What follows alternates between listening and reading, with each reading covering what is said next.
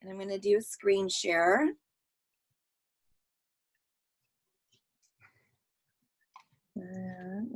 This sidebar.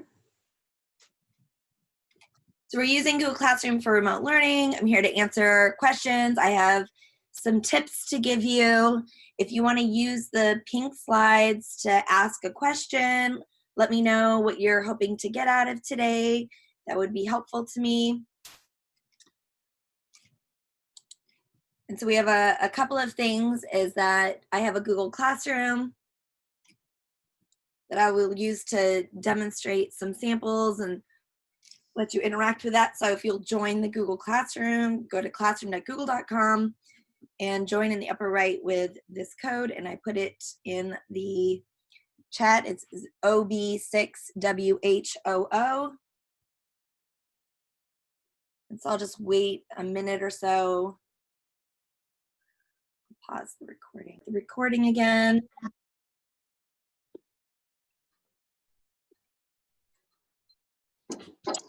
So how do we communicate how do we work with administrators who want to evaluate the learning that is taking place? Let's add them as a coach. You want to have all of the emails and to micromanage what you're doing. That could be one way to do it. Does anybody want to elaborate on this? Oh, shit. Are you calling me? The joys of having our kids at home, right? Please unmute yourself and jump into the conversation. I hate talking to myself. Nobody likes to talk more than me, but I don't want to ramble. So feel free to unmute. And if you've got some background noise, go ahead and mute your mic. We've got some chat. Is there a schedule for my upcoming webinars? Yes, you can't unmute yourself. Okay, I do have a schedule-ish. So obviously I didn't plan on this whole situation. I don't think any of us really did. Okay, I want to manage participants more. I keep doing that. I feel like I'm allowing you to unmute yourself, and which is the default, and I actually end up unallowing you. So let's try that again. You should be able to unmute yourself.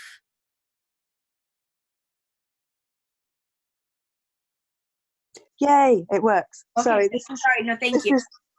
This is Tracy. The reason I'm asking about the administrators is they were asking how their superintendents have been asking them how they're going to keep a handle on what learning's going on. Okay. And the concern is obviously nobody knows what the new normal is going to be. So until you know new normal, how can you evaluate? Yeah, I feel like my snarky response to this is like, are we seriously worrying about that right now?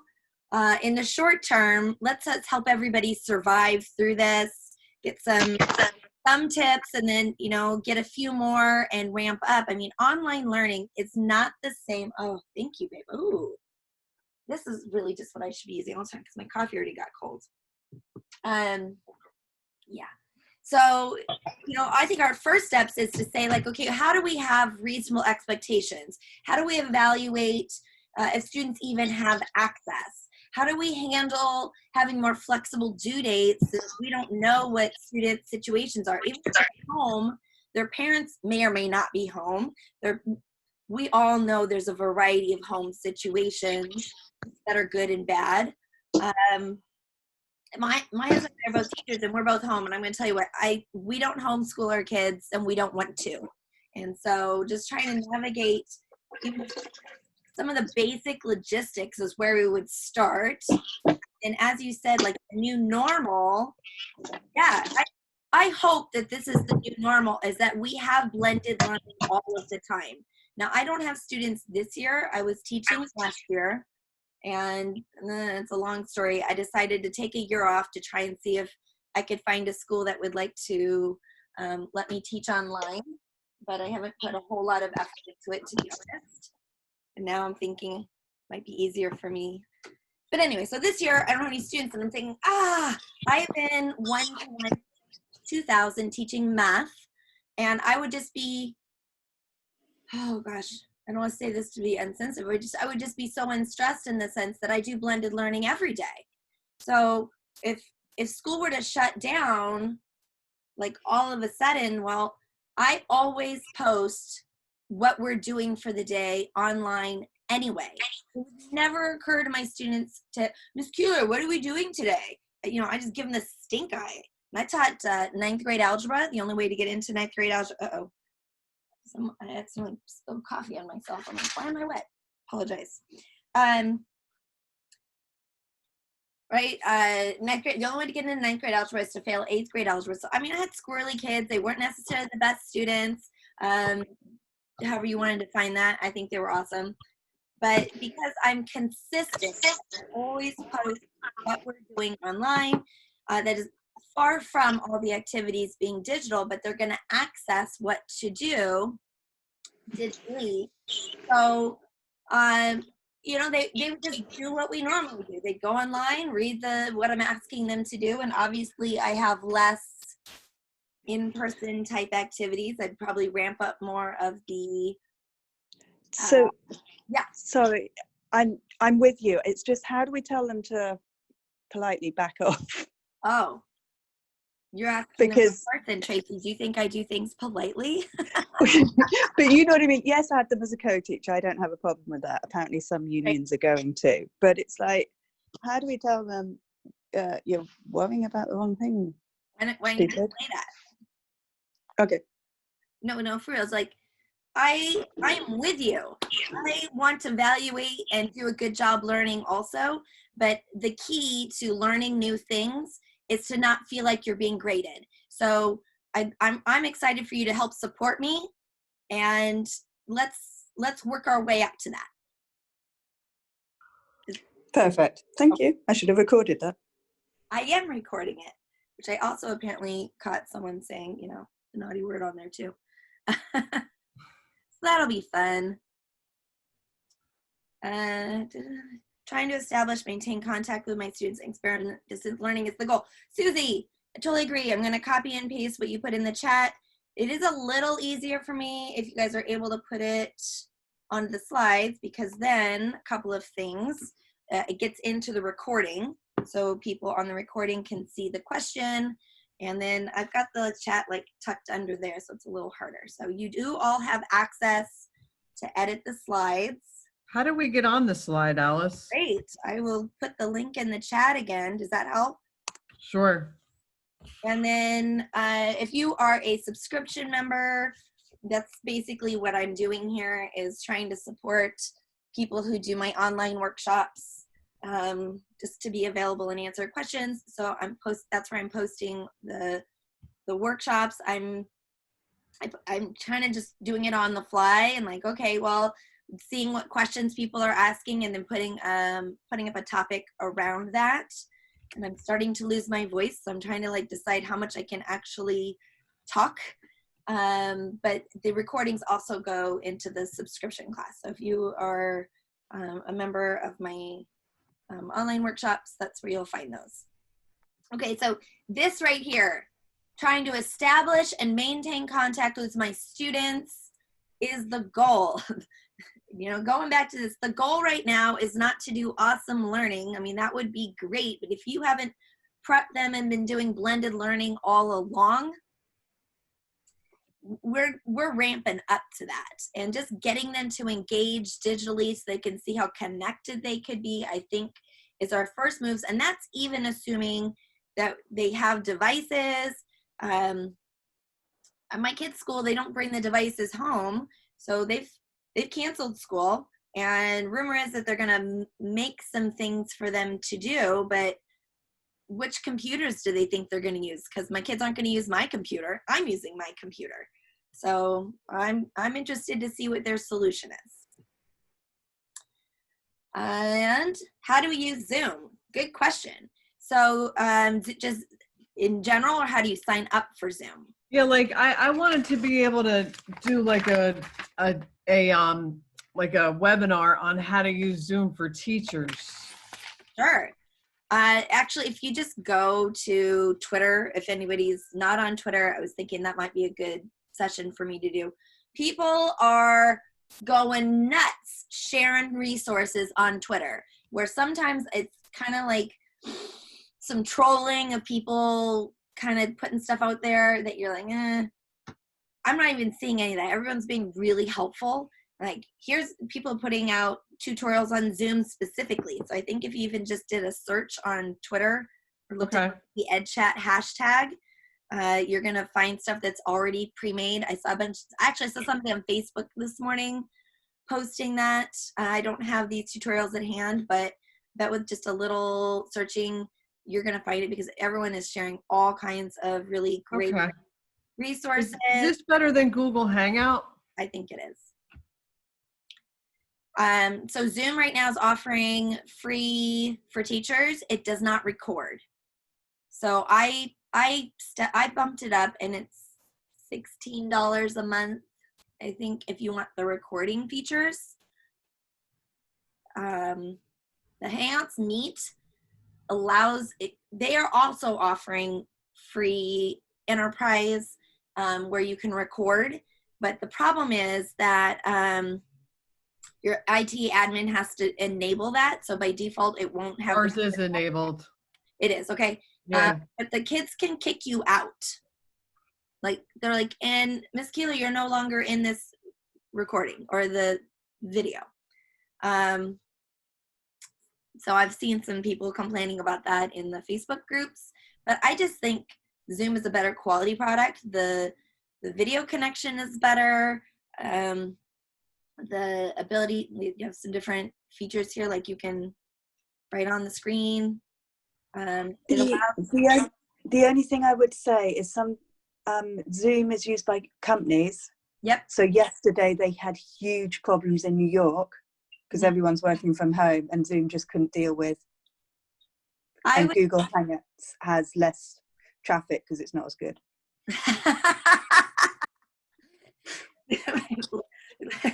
Okay, because it's not as good, it has less traffic. I would not be locked into any particular product. And what's nice about using, let me turn off the annotate. What's nice about using Google Hangouts is obviously that it's integrated with Google Classroom. Right.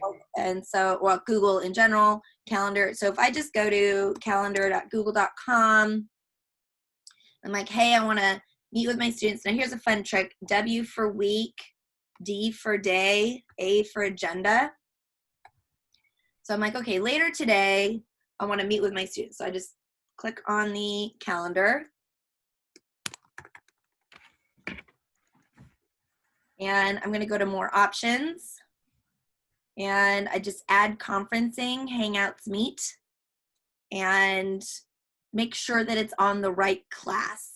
You can see that I have a few classes. So make sure it's going to the calendar that you want it to.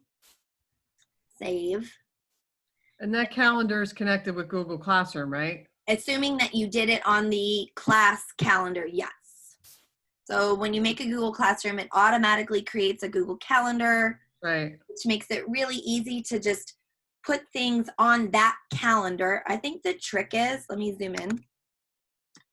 So you see, I have all of these classes. If we've got, geez, this is Go Slow Webinars. Okay, I'm going to click on these three dots, and I'm going to display only this because it defaults to your personal calendar, obviously. So if for whatever class you're wanting to put things on, you can start off like this, like, hey, let me give you a sample schedule.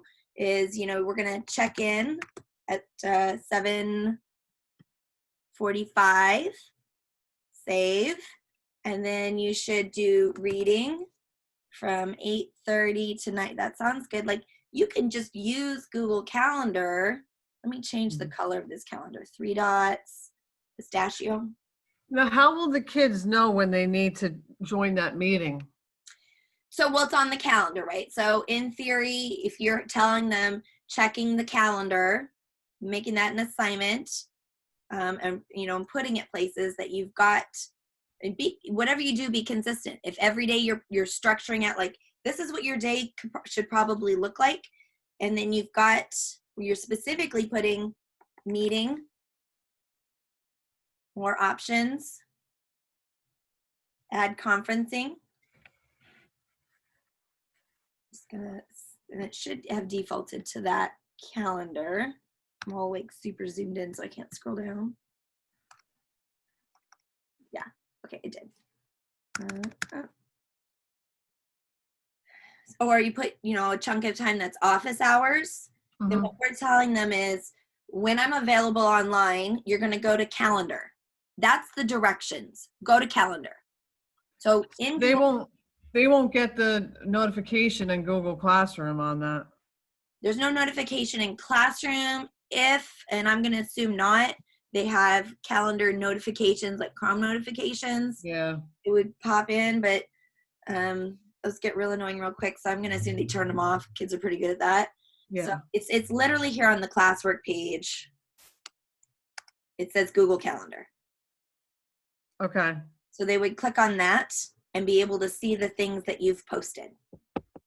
Okay. And anything from Classroom that has a due date automatically posts there on the due date, which I don't find particularly helpful because I want them to do it today. So if you look at the calendar, I want the calendar to show kind of the schedule, what I expect you to do, notes and messages. So you can just build this yourself. So let's say in Google Classroom, first thing I'm going to do is I'm going to create a topic for today.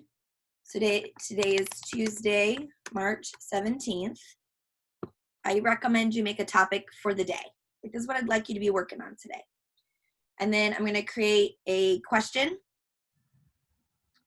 Number 0030,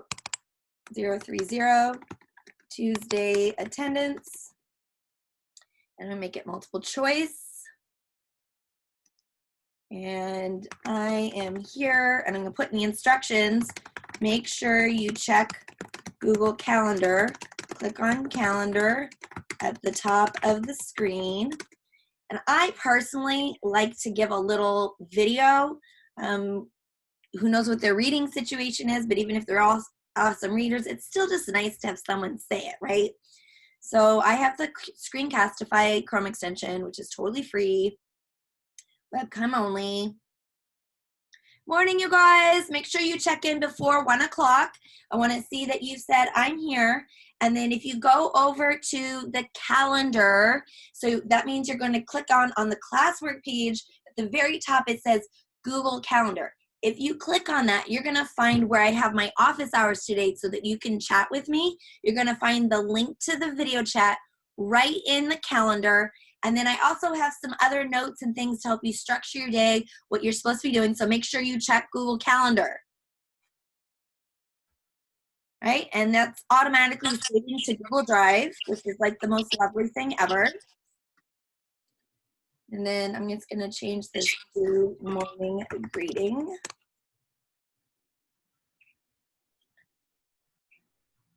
And I just click on that. I'm waiting for it to finish. Do you see the little Google Drive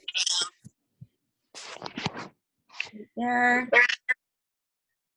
I am going to mute everybody just because someone's got background noise, but unmute yourself. Can I just also say that if you're introducing Zoom to teachers, don't forget it'll be new to students, and sometimes using Google is more familiar to them. Sure. So even though it's not necessarily as great reliability. That's a good point. Thank you. All right. Okay. To have subsided itself. Okay. So I'm going to do my morning greeting. It is finished uploading to Google Drive. I try to keep all of my, any videos I make, I like them 30 seconds or less. That's my goal for a lot of reasons. Reason number one, if I mess up, it's not a big deal to redo it. Reason number two, no one wants to watch your long video. You're not Steven Spielberg. If you watch any TV show, commercial, movie, anything, they change the camera angle every 3 seconds. How long do you want to have something focusing on your face? You're just not as interesting as you think you are, no matter how interesting you are. So, you know, and you can just make more videos. So what I do is I just say something 30 seconds or less, 7 seconds. I love a really short video. And then I just make another one. And then I make another one. It renders much faster. If that was a 3-minute video, it would have taken 6 times as long for it to save to Google Drive so that I can click add Google Drive. My video is right there. See, it's not even done rendering. It doesn't matter. I can add it anyway. It'll keep, because it's actually doing it in Drive. It's not actually attaching in Classroom, so I don't have to wait, which is awesome. But then I can just make another video in it. So I have like a set of them and I name them. You notice I edited the title so they can see like this one's just saying good morning. The next one's like directions for whatever, and just do them all real short. They don't need to see the summary. The topic is Tuesday and the due date is today. And I'd like them to check in by 1 p.m. and ask. So again, literally to find the video, they're just gonna click on it and it's gonna say join Hangouts Meet right in there. And just for ease of access, they can get in there. Now, if you are using Zoom, you just create a calendar event and paste the Zoom information. It'd be almost the same, it's just in the description. Okay. And you can also email them the Google Hangout, right? If they have email and if they check it. Those are big ifs. Is there a link you could just put in Google Classroom? Of course. Okay, that's what I would do. You can just do create material and you just like office hours Zoom link, and then I add the link, which will just put your actual one. And then topic is under today.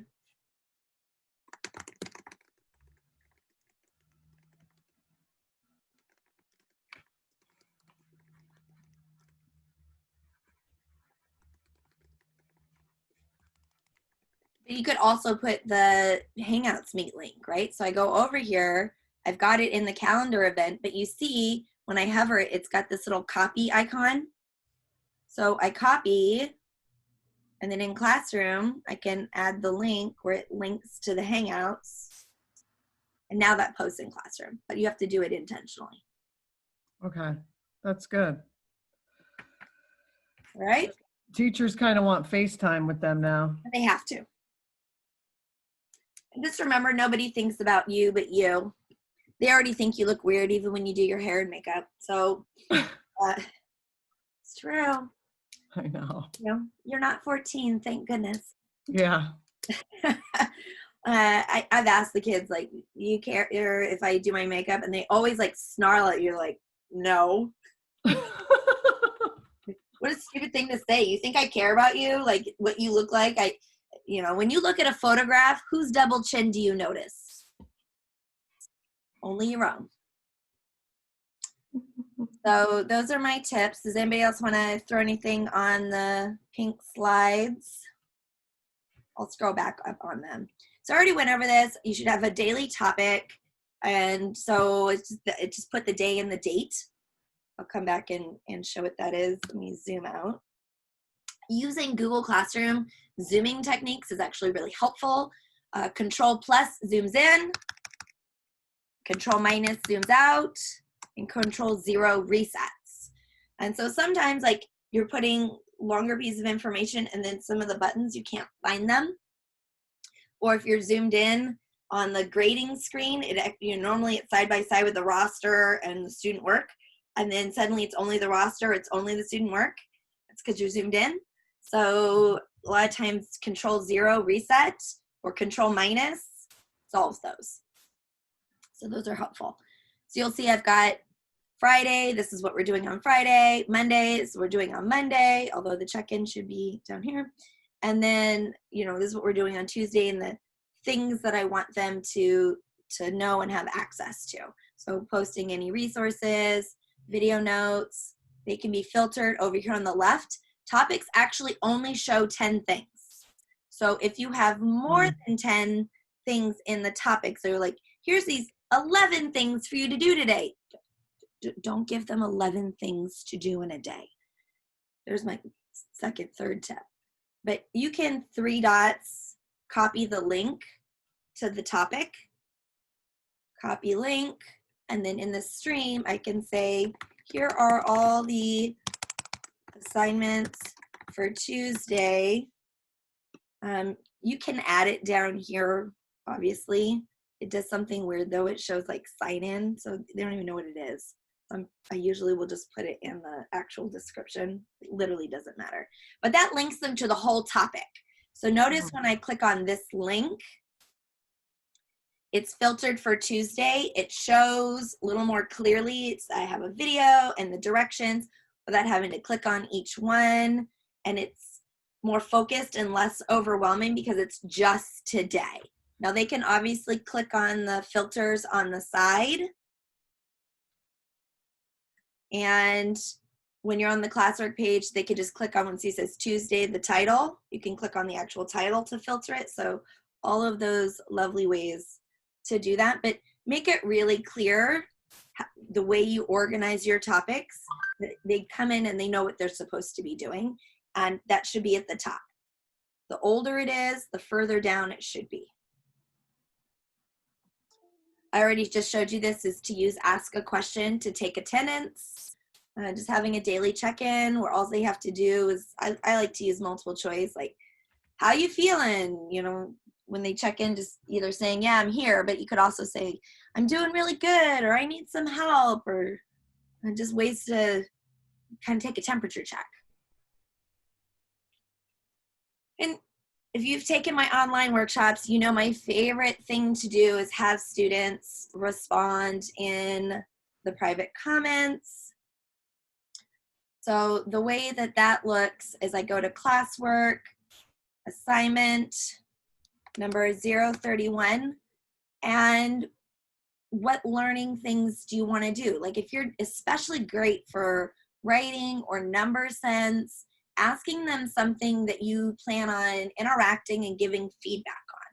So maybe I'm just like, write a sentence with a proper noun. It's got a very specific learning objective. It's something that they can respond to in less than a paragraph or less. We're not writing essays. And I say, in the private comments, write a sentence that contains a proper noun. I will give you feedback. And then my topic is today. And then think about all the 5 million reasons why what you assign today they can't do today. The internet's slow or non-existent. They could be doing this. I saw people tweeting out that you can use Google Classroom on Xbox. Okay, I bet that's not super fast if they're typing stuff onto Xbox. So, you know, patience and grace. And thinking, how long would it take if you were sharing devices, if you're having technical difficulties? And I never like to do midnight no matter what, just because we are talking about kids. I don't want to get for adults either, but whatever. And I'm a rubric scorer, so I do all my points out of 4 as a rubric score. And assign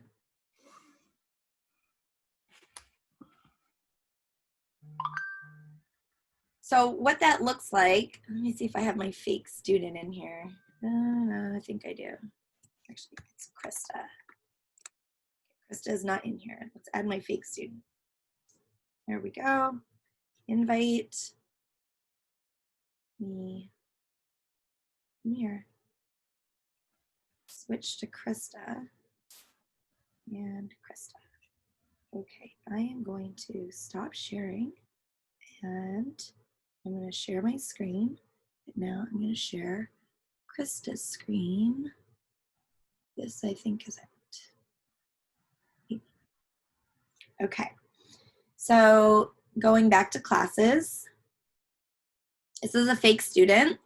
She's going to join this Google Classroom.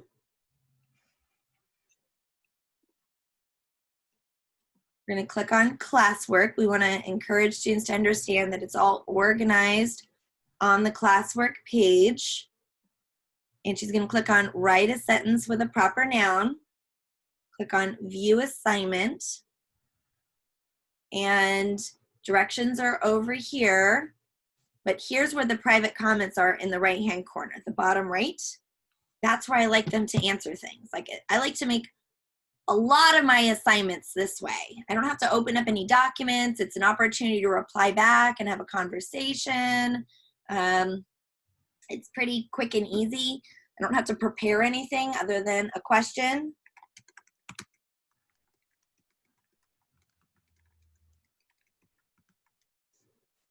And they don't need a document. Look how quickly they can do whatever it is that you ask them to do. And go back to my other screen. That one. And right in here. So as a teacher, I click on here. Now, what did Krista not do? She didn't mark as done. That will be pretty typical. And yeah, I should have, go to the instructions, 3 dots, edit, mark as done. Always tell them that, always. Control F, Krista, please stop scrolling. You can just jump to students by Control F, find. So Krista says the quick brown dot, right? I'm like, great sentence. Which word is your proper noun? You can see how I can copy and paste that like a lot of times. But I try to, as often as is reasonable, include their name. So when I copy and paste this, I obviously will edit the person's name. So copy, and maybe I go to my friend Hans here and I change it to Hans. So it feels more personal, and we're making connections with students. That has to be our #1 focus, is helping students feel connected. Overloading them with a lot of work is a mistake. They're gonna shut down. They're trying to get used to all of these systems. You give them a few things to do and you work with them on how these things work, and then over time you can ramp up to having better things. But that if we haven't been practicing this already, then our goal is practicing this and interacting and having personal notes. And I can even make a personal video. So Screencastify, use my webcam. You think I look funny anyway? Hans! Seriously, I do this. I just say their name and I wave. 2 seconds. And I click here, copy shareable link. So then back here, Hans, I left you a video. They love that. So as often as I can, that is reasonable. Obviously, there's only so many minutes in a day. And so I try to spread around, is just give them a hello and a wave.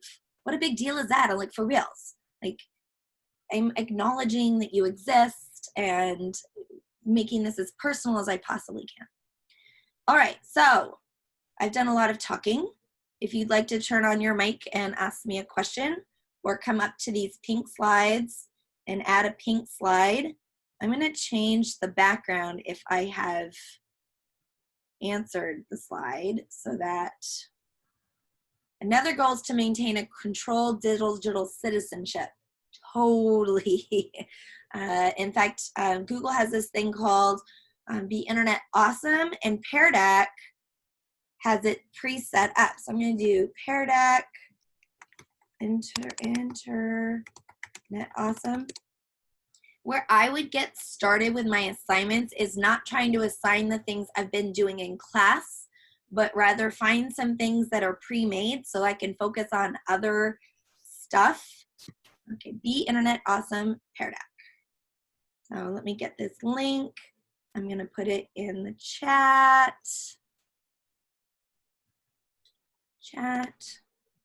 My tea, because my voice is terrible. So I'll put that in the chat, and then I'll put it on a slide.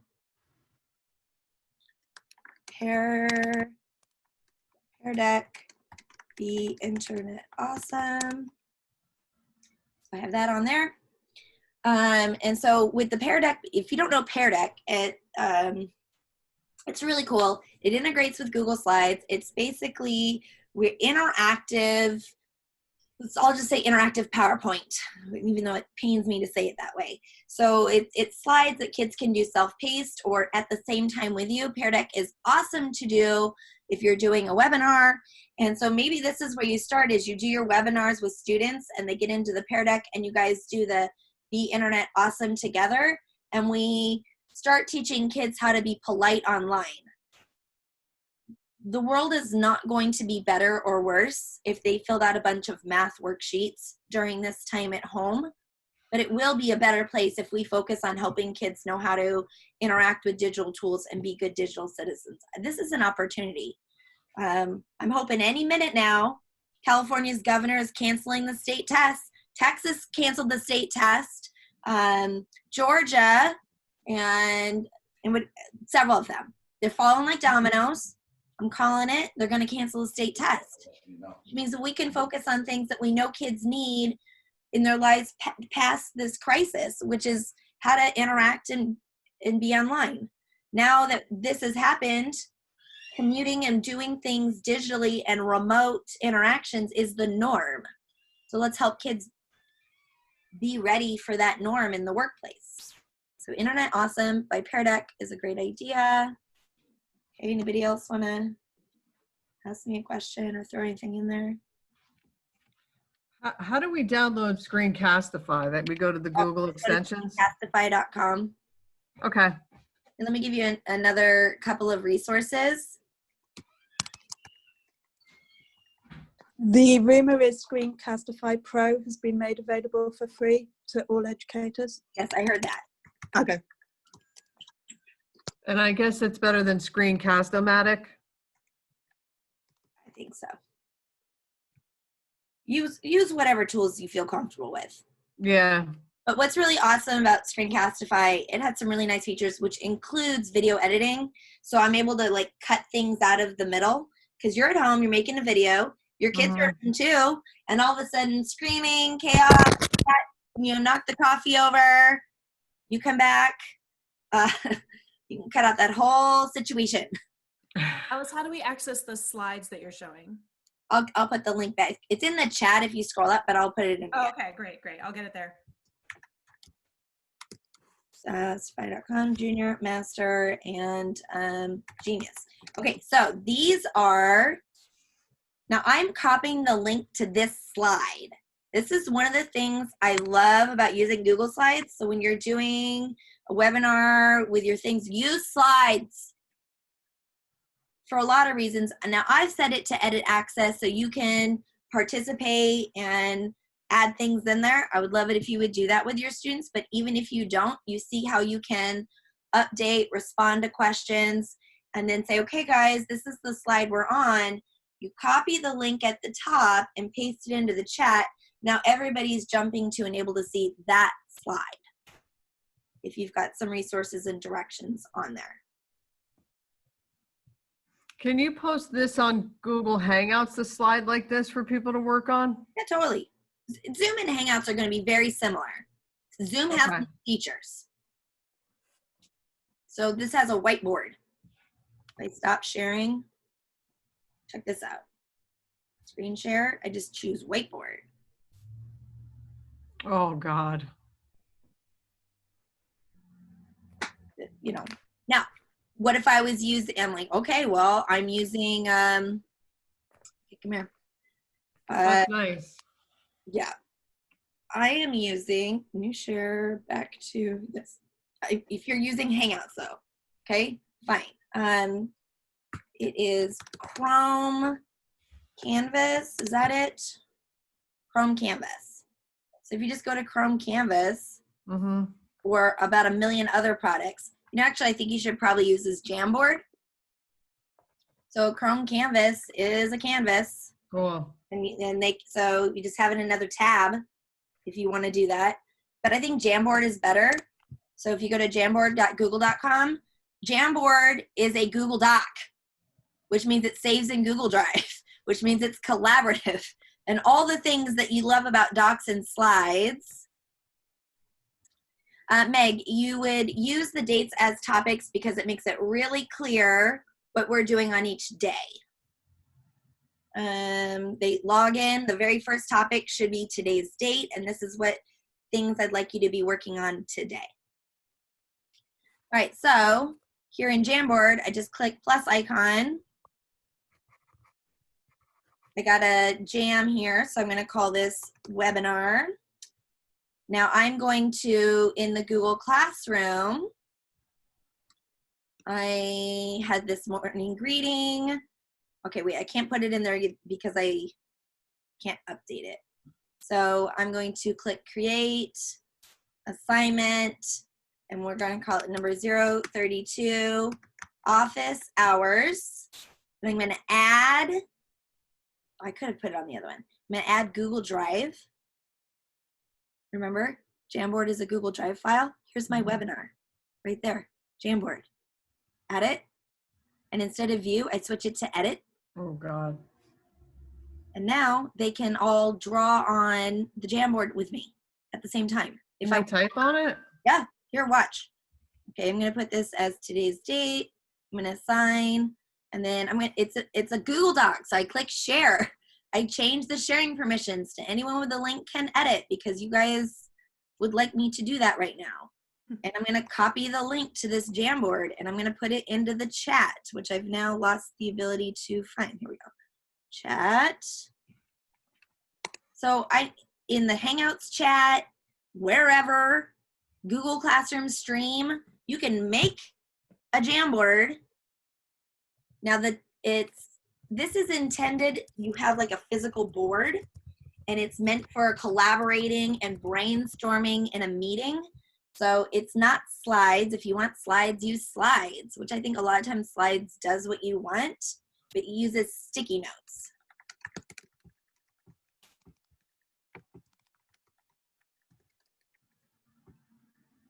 Ignore my typos.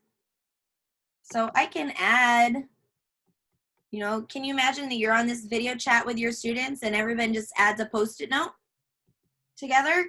Do some drawing and sketching. I like that. It has multiple pages. So Chrome Canvas only has one page. And I don't think there's a really easy way to clear it. So I think, you know, like in a pinch. And then do you guys notice like all my stuff that's bookmarked along the top here, like bookmark Chrome Canvas, bookmark Jamboard, the things that you need to get quick access to when you're doing video chatting, bookmark them for quick access. But I think the way to go is Jamboard. How do you get the new page to that, Alice? Oh, you just click an arrow Where's that at? up at the top. Right here? Yeah, you see it says 3 of 3. No. And the- Oh, I guess because I'm not signed in. Oh yeah, right. That's probably it. It is set that anyone can edit though. Right. So now look at this. I just changed it to dot paper. I'm going to put a pink sticky note. Now the Jamboard app has a few more features. So I would recommend getting on your phone and typing in Google Jamboard. I can do a laser pointer. Woo. But if I copy the link at the top, I'm on slide 3. I copy the link at the top, and this is page 3 of Jamboard. Just pasted that into the notes. It's going to open you up to page 3. So it helps me direct students to where I'm at. You could pre-make this, obviously, where it's got activities. In Classroom, when I assign it, I can assign it as make a copy for every student also. So they each get their own jam where they go through each of the slides to set it up. Huh. Okay, I'm gonna clear the annotations and clear all. So you could just pull up a Jamboard on Google Hangouts and share the link on the chat, right? You got it. Although, like I said, you know, you gotta set the sharing permission. So if you add the Jamboard to the, like a material, just put it in the stream and then it makes it view only for everybody if you want them to view. If you want them to edit, you'll need to make an assignment. Okay. Added is that middle option, students can edit. Okay. Well, I highly recommend that you when you're creating office hours and say, here's the jam we're using. Shouldn't you do that all the time? What are the odds that when somebody joins your office hours, you want to sketch something out for them? 100%. Right? Oh, let me share this with you. And then you've got like basically this whole slide deck of all your notes and tutorials and things that you did with students. If you have an iPad and a stylus or a Surface tablet, then using Jamboard from the app is going to be really amazing for you. And here's good. If I open Jamboard on my phone and I'm drawing, because it's a Google product, the drawing shows up on my computer screen at the exact same time.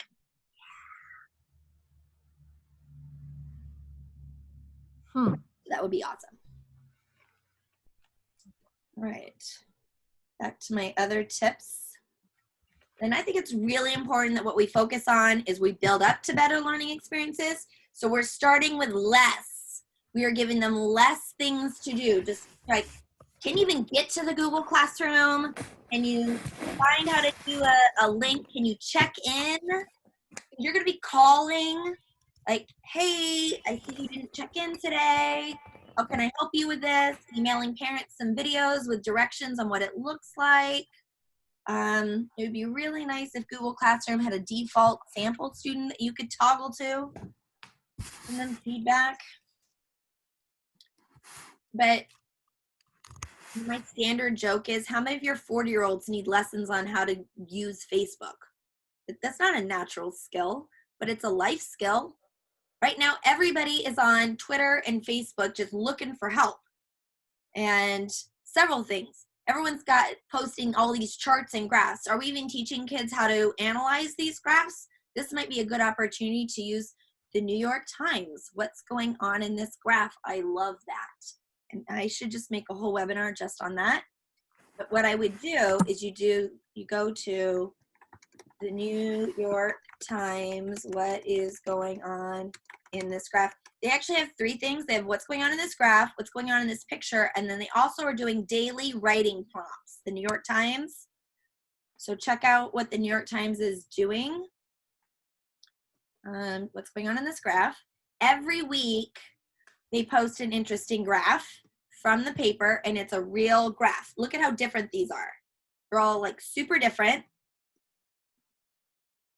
So what you can do is you're on your video chat, you go to the New York Times, you pick one of those graphs, and you just click full screen here, and you just ask students, what do you notice? Even if you're talking about kindergartners and they can just like, there's yellow dots.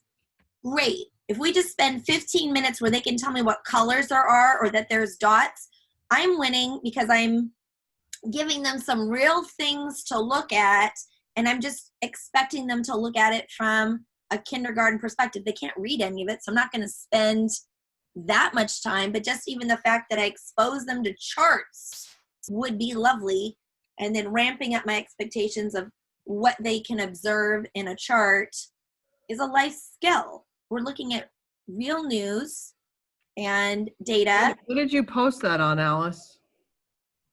What do you mean? Oh, you just and the kids can talk about that right in Google Classroom, right? Well, right now I'm demonstrating how I would just do this as part of my video time. So I'm like, hey, we're having some class discussion. You know, have class discussion be discussion. We're getting together in a Zoom, not so I can talk at you, but so we can talk together. Yeah. So these are pre-made. And then the New York Times, what's going on in this picture, pull up the picture. And just let them talk about it. That is a great learning activity. That's a legit learning activity. Was it Tracy? You want to show your boss that you're doing high quality learning activities?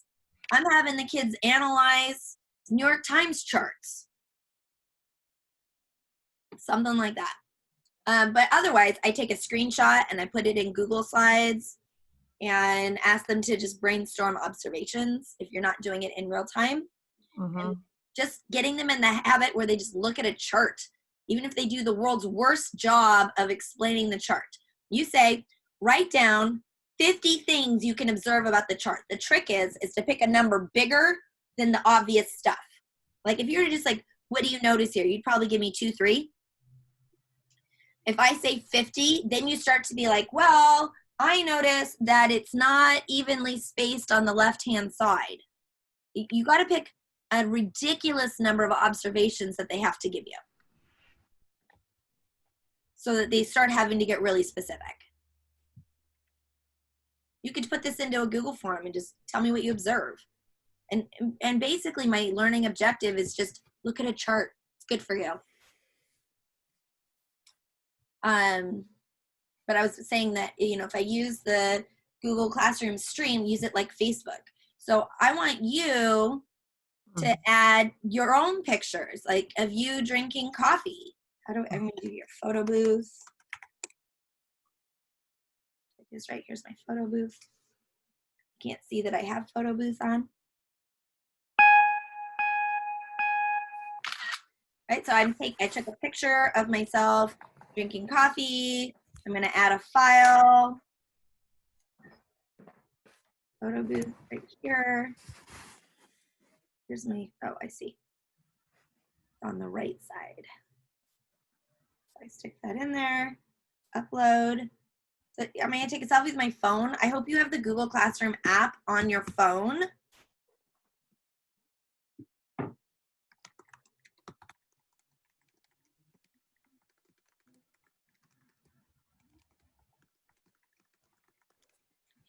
Ask students to post pictures and share like it's Facebook onto the stream. I'm not joking. If we're not building community and feeling like we're together, we're gonna fail at this. I got my master's online, and I was the most connected I've ever felt in a classroom, and that's by design, right? We got together in video chats. Everything was group projects. We didn't have any tests and quizzes, and we could just cheat on that stuff anyway. And my doctoral program, which I dropped out of, I remember just the first month just crying. It was so isolating. And like they actually discouraged us from like interacting with each other. It's just like, this is the worst online experience of anything I've ever done. And it really just centers around how much you help people feel connected to me. That's my opinion. So if you just ask kids, I mean, yeah, it gets maybe out of control, but at least they're getting on Google Classroom and they're interacting with each other. And then, you know, if anybody's in the Google Classroom and wants to reply back to me, like, whatever, your hair looks good today, Keeler, because I got up early at 4:30 to do it. If we're spending time just having conversations like we normally would, as you walk around, you're like, oh, I love your sparkly pencil. Well, we can't do that unless we're here. So I'm just helping to build that. And yeah, kids will post something inappropriate because they're kids. That's the definition. Step 1, delete it. Step 1, delete it. And then call them, message them, have a quick conversation. No, they're not going to learn their lesson the first time. They're still kids. But I'm still trying to teach them how to behave online. And what an opportunity. If that's what we get out of this whole experiment, is kids learn how to behave and interact online, we've really done them a life service, is my opinion. So we have 2 minutes left. I'm going to come up here to the pink slides if you want to have added a pink slide. I did this one, so I'm going to change the background to yellow. Should be drinking this tea. Okay, primary. That's a whole different ball of wax. You are going to have parent support in using Google Classroom. Okay. These are tough times, and I don't know if you can do this, but you might want to convince your administration to go into Google Classroom, the admin panel, admin.google.com, and do the third rail. So by default, Google Classrooms are restricted to people at the school. And then there's a middle option that you can whitelist. And the third rail is that Gmail users, any G Suite user could join. So for your kinders, maybe you want to allow parents to have an account in Google Classroom, or make a parent account so they can join and still be on the same domain. But I think it's going to be real tough if you haven't been using it already. Kinders aren't going to know how to navigate this. Parents don't know how to navigate it. It's going to take a lot of training. So I would probably more focus on my strategy of using one Google Slides with my kinders. So you create one Google Slides. I have a blog post about this. If you go to alicekeeler.com, I'll get the link. And you put new stuff at the top. And it's the same link every day, all the time. And then you put in there the things you want the kids to do. I need to do a webinar just on this. It is, here it is, distance learning with Google Slides.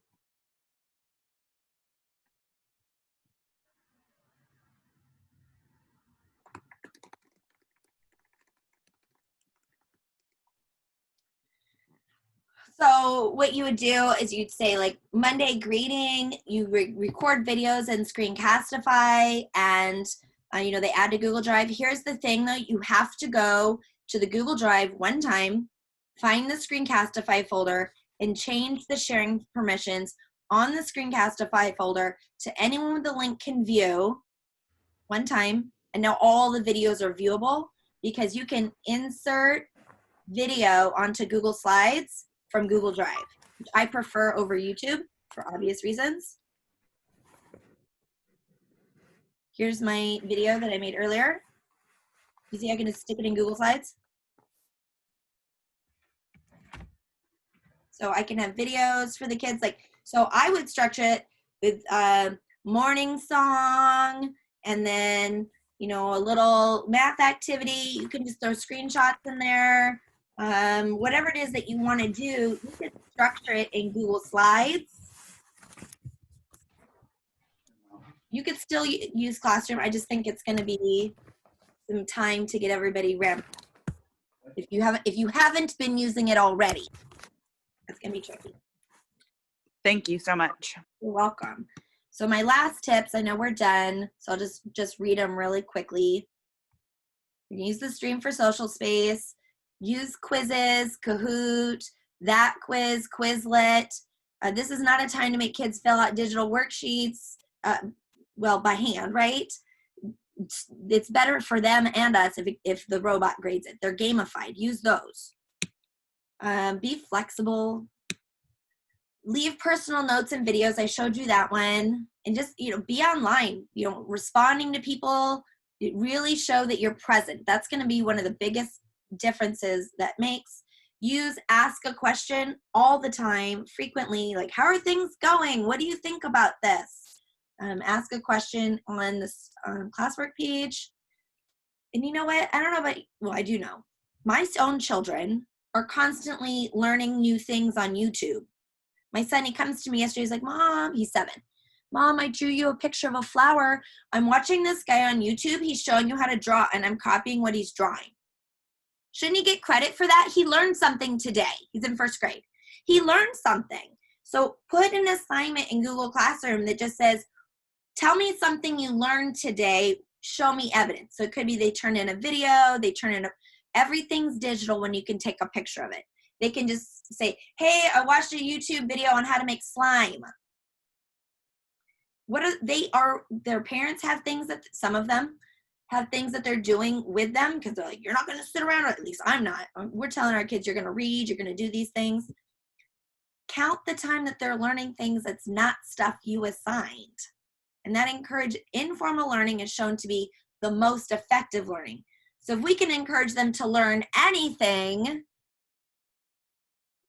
they will learn it better because they chose it. And so that would be my last tip, is to have an assignment that just says, what's something that you learned today outside of the stuff that we did, and count it. Okay, any last questions? Anything down in the chat? Real quick, if you post a question for them, does that just stay in stream, or do you put that under like the Monday I put it Date. under the Monday. They count as an assignment, so you can make it ungraded. Thank you. In fact, really everything should be essentially ungraded because of just in the inequality of not knowing if they even have access or resources, right? So we have stuff, but we're gonna have to figure out what to do come hopefully April, May. Okay, so now that the dust is settled, what are gonna do with the kids who could and couldn't?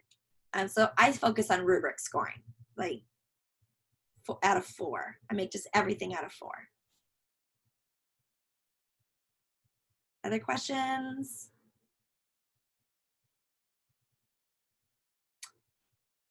All right, I hope this was helpful. I am going to add the recording to the Google Classroom for subscription members.